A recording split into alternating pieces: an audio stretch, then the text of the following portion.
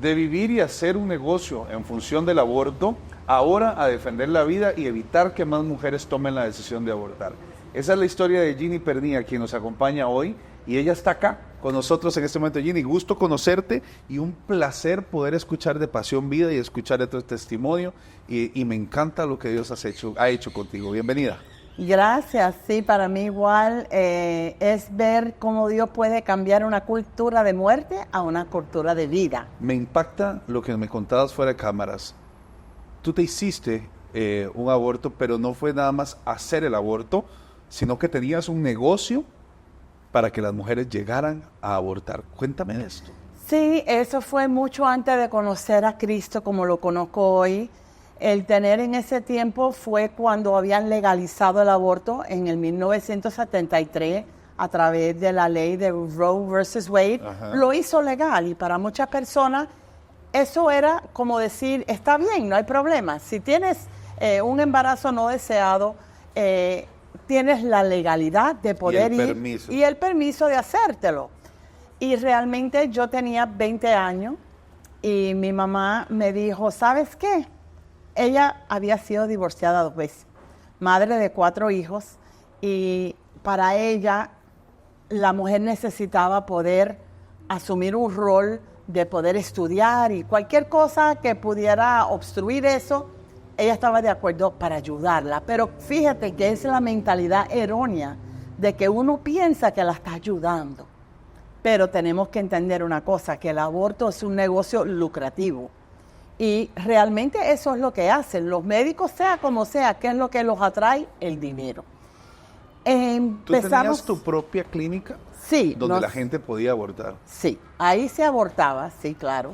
No tenías la conciencia en ese momento, era más bien en la mente de ustedes, era estoy ayudando a las mujeres. Exactamente, era cómo poder ella estar en un lugar que era limpio, que era sano, que habían doctores darle con lo licencias. Que llaman el aborto seguro. Exactamente. Es decir, que no se lo hicieran en otro lado y murieran, sino esa era la mentalidad. Esa era la mentalidad, pero le cuento que las historias son muy fuertes. ¿No es tan así entonces? No es tan seguro el aborto. Yo diría que no, hay muchas cosas. En ese tiempo no se hacían asistido con un ultrasonido donde tú podías ver lo que tú estabas haciendo. Es una cirugía realmente a ciegas. A ciegas. Entonces, yo realmente estando ahí vi a una mujer tener no cardiac arrest, pero un cardiac por respiratory arrest. Sí. Y yo vi en ese momento donde el doctor tuvo que realmente ir y darle puños en el pecho a la mujer. Para reactivarla en el paro cardiorrespiratorio. Y gracias a Dios, ella no murió. Pero bueno, su bebé sí murió. Wow. Y tristemente, yo la vi después en el cuarto de recuperación, sí. y pensé por dentro de mí, es un milagro, tú no sabes en qué momento tú pudieras haber ni siquiera salido de aquí viva. Esas experiencias fueron muy difíciles, pero realmente al no poder ver esa criatura como se puede ver hoy a través de un ultrasonido, como que uno pensaba que ese bebé no sentía, que es lo que le decíamos para venderle el aborto.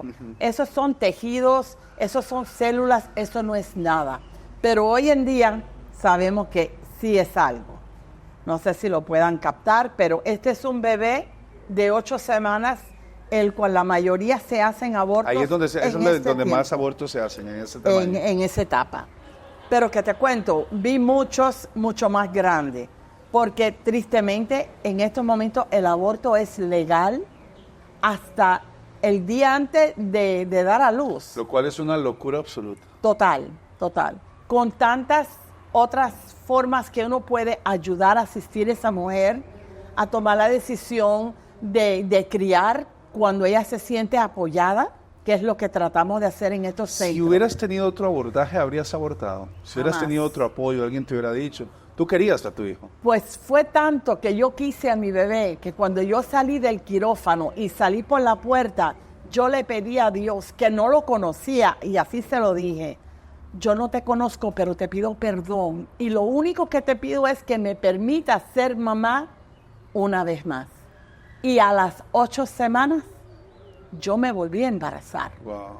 Y esa niña, Sherissa Jerez, hoy en día acaba de cumplir 44 años, Y yo la escondí por 4 meses, trabajando dentro de ese centro por miedo que me fueran a obligar a volver a abortar. Wow. Es tremendo porque esa niña es la que escribe mi historia.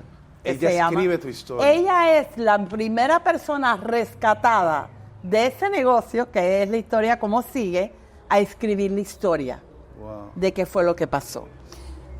Después de haber tenido esa niña, porque el papá, cuando yo le dije, ya supo a los 4 meses, él decidió salir, que nos separáramos.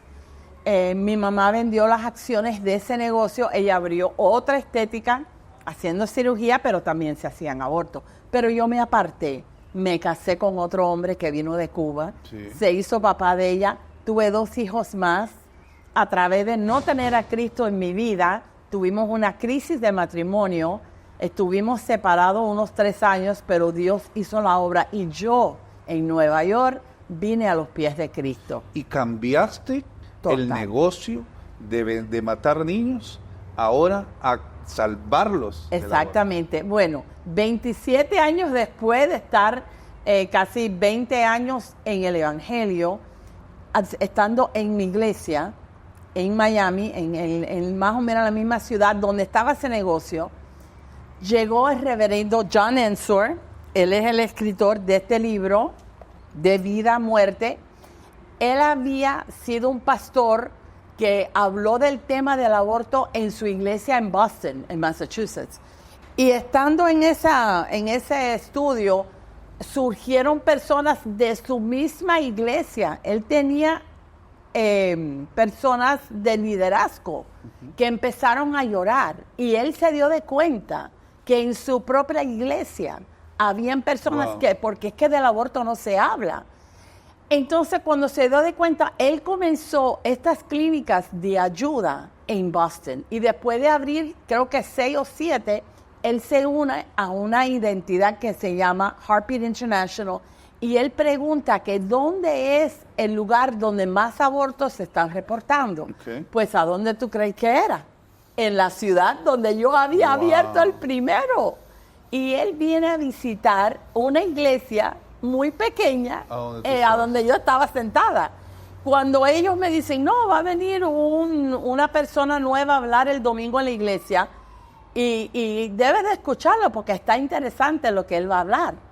Yo no me imaginaba que este hombre iba a venir a hablar de aborto en la iglesia. Y cuando él empieza a hablar, yo quería irme. Pero algo me dijo, tú tienes que escucharlo.